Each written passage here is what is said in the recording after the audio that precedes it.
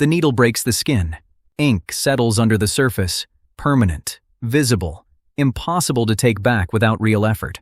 You probably think of this as a modern statement. Rebellion, art, identity, something you chose for yourself in a world full of choices. Here's the uncomfortable part. The oldest tattooed human ever discovered wasn't making a statement at all.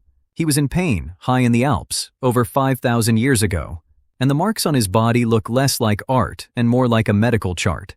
Tattooing shows up independently, again and again, in cultures that never had contact with each other. The Alps, Egypt, Siberia, the Pacific Islands, the Americas. That kind of pattern doesn't happen by accident. When completely disconnected societies invent the same permanent, painful practice on their own, it usually means it was solving a real problem. So, what problem was it solving? The answer changes depending on where and when you look, and piecing all three together tells you something about why humans still do this, 5,000 years later, for reasons that would feel familiar to every one of them. Start with the oldest tattooed skin ever found. In 1991, hikers discovered a naturally mummified body frozen in the Ötzi the Alps, dated to roughly 3300 BCE, over 5,000 years old. Researchers named him Ötzi. His body carries 61 tattoos, and almost none of them look decorative.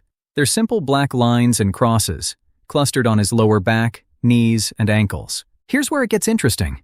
When scientists X-rayed Ötzi's skeleton, they found degenerative joint damage and arthritis in exactly the same locations as his tattoos.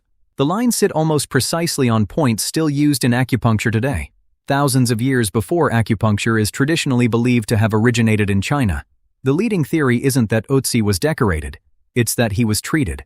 Someone, thousands of years ago, may have been using soot rubbed into small cuts as a form of pain relief, marking the exact places on his body that hurt. Which means the very first tattoos we have direct evidence for weren't about how a person looked.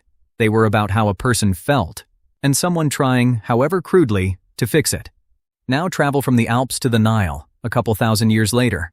Egyptian mummies dating back to around 2000 BCE show tattoos almost exclusively on women. Dots and dashes across the abdomen, thighs, and chest. For over a century, archaeologists assumed these women were dancers or prostitutes, because that fit the assumptions of the researchers doing the digging far more than it fit the evidence. More recent analysis has overturned that. The tattoo patterns cluster heavily around the abdomen and pelvis, the exact regions associated with pregnancy and childbirth, and appear on mummies of high status, including priestesses. The current leading interpretation is that these tattoos functioned as protective magic, applied and possibly expanded during pregnancy, meant to guard a woman and her child through one of the most dangerous events in ancient life. In a world with no anesthesia and brutal maternal mortality rates, permanent symbols placed directly over the womb weren't decoration. They were armor. This is the part that should unsettle you a little. For 100 years, the story we told about these women was wrong. Not because the evidence was unclear, but because nobody bothered to ask what protection might look like on a body instead of assuming vanity. Now go east to the frozen tombs of the Pazyryk culture in Siberia, around 500 BCE. Excavated mummies, including a woman now nicknamed the Siberian Ice Maiden, carry elaborate tattoos of deer, griffins, and mythical creatures stretching across their arms and shoulders. Unlike Ötzi's simple lines, these are intricate and clearly deliberate art, and archaeologists believe they marked status, clan identity, and possibly achievements in battle or rank within the group. A permanent resume nobody could fake or steal. Thousands of miles away and completely unconnected, Polynesian cultures developed tattoo, the actual origin of the English word tattoo, as an intricate rite of passage. Patterns weren't chosen freely, they were earned, tied to lineage, status, and life milestones, applied during ceremonies that could take days and involved real risk of infection or death. A person's tattoos functioned as a permanent, unforgeable public record of exactly who they were and what they'd survived. Which means across 3 continents that had no contact with each other, humans independently arrived at the same conclusion. If you want proof of status, identity, or achievement that can't be lied about, stolen, or lost, you put it permanently on the body. Here's the uncomfortable part. We like to think of tattoos as a rebellious, modern invention, something your grandparents' generation would have disapproved of.